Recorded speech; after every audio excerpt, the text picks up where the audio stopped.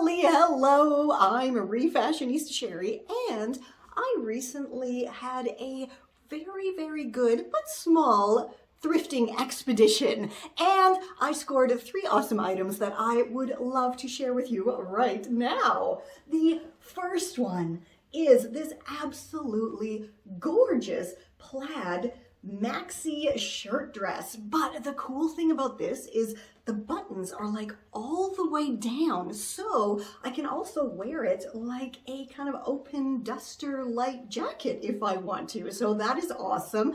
Next up, this totally stunning, by the way, this was the cheapest thing I got, and it was $1.99, and I truly don't know how thrift stores do their prices because this is so amazingly vintage. Look at that awesome tag. As you know, I love vintage tags.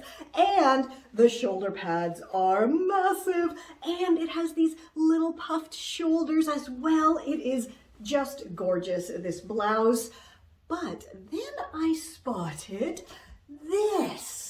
And believe it or not, this curtain was more expensive than this awesome blouse. I don't get it. But this is clearly a curtain, right? It has the nice little curtain rod holder part up here at the top.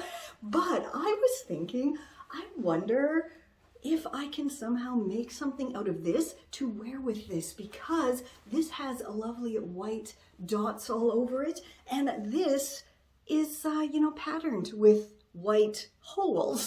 So that's what we're gonna do today. We're gonna see if I can somehow transform this into something awesome to wear with this. And you know what? I bet you it's gonna be a really quick and easy project too.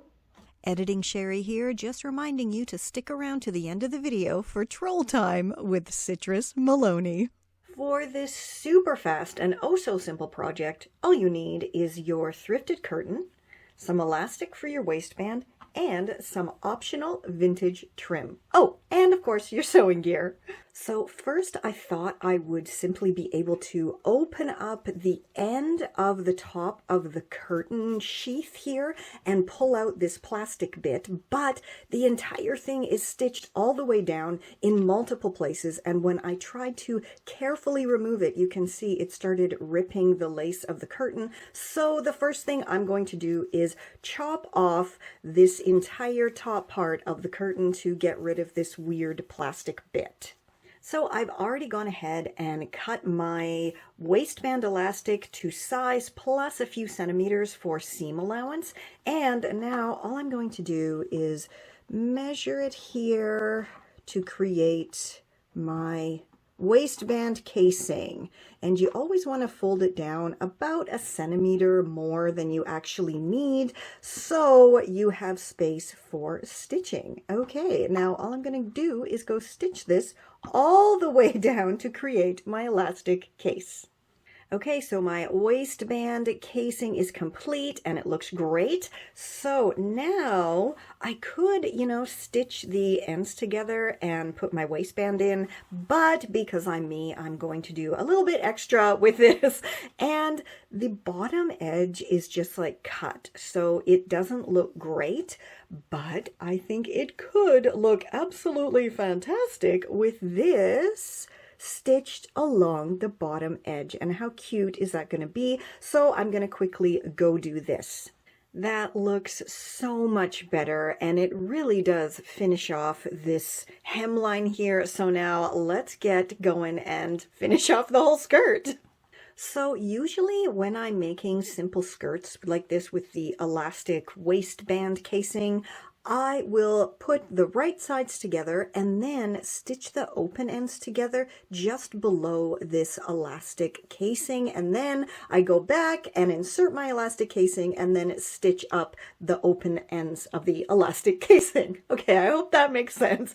But I have seen other people who put the elastic in first, and I don't know why. I've never tried it, but we're going to try that today and see if it's going to be any easier and maybe cut out an extra step from, how I usually do it. So it's going to take me a little while, I think, to get this in here because There's so many holes in this fabric. So I'm going to go and get my elastic all the way through, and then we'll see what the next step is.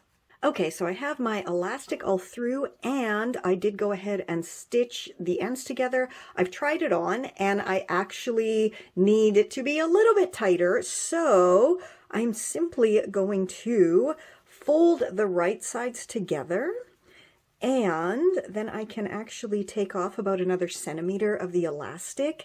And now I'm just going to go stitch all the way down to close up the open ends of the skirt. And then we can go try it on and style it up.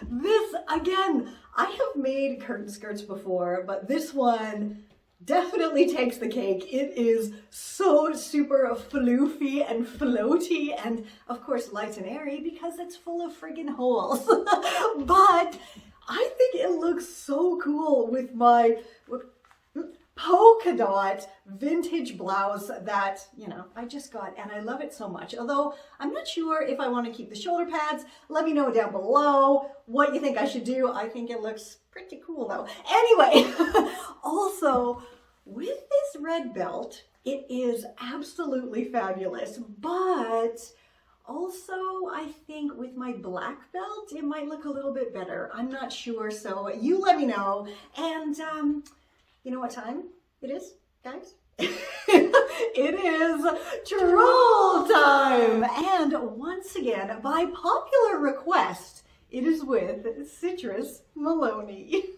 Hi, as you know, I am Citrus Meloni, and I am Sheri's social media manager. And do you love this outfit this time? Again, I have my faux fur hat, but now I have on a vintage black turtleneck, and of course my overalls. But look here, I got pins on my overalls now. So here, have a look. Okay, super cool, right? Okay, so what you're here for is, of course, troll time. And today's troll time comes from Linda. And Linda says, troll time is stupid. The only reason people put things online is for other people to critique. If you don't want that, then don't put stuff online. I don't even know how to respond to that. As a social media manager, like, this is my professional job, is to put things online. And I can pretty much tell you right now that unless someone is specifically asking for your opinion, you really shouldn't give it. Because, like, who are you? You're just a stranger online that nobody knows who you are at all. And your opinion really wouldn't matter. And I mean, if somebody is asking, hey, what do you think of this? Okay, fine, but that doesn't mean you have to be mean about it, right? If you go by your logic, Linda, then that would mean anytime you leave the house, you're asking for people to critique you. Because, I mean, you're out in public, right? It's like being online, you're in public, so people should be able to come up to you and say, oh my God, what are you wearing? That's so ugly. Your hair's so stupid. Whatever that they want to say, right? Because that's your thinking. And also, it doesn't even make sense what you said, because you don't like that Sheri does troll time to answer trolls, but you're a troll and you're saying that if people don't want stuff to be critiqued online, then they couldn't. Sorry. Okay, if people don't want stuff to be critiqued online, then they shouldn't put it online. But you put your comment online. So I guess that means that you want it to be critiqued by Sheri specifically, because you're like criticizing her troll time.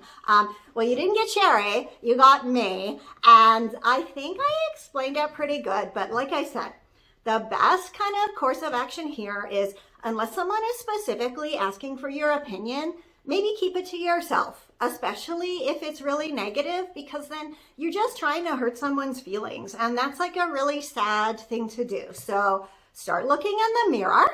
And if you want to be negative to yourself. And yeah, I don't recommend that though. Maybe try loving yourself a bit more, and then it's easier for you to spread love to other people. Okay? Okay. Yeah, until next time, from me, Citrus Meloni, and Refashionista Sheri, stay safe, stay well, and we'll catch you on the zigzag. Okay, bye! This is Confessions of a Refashionista.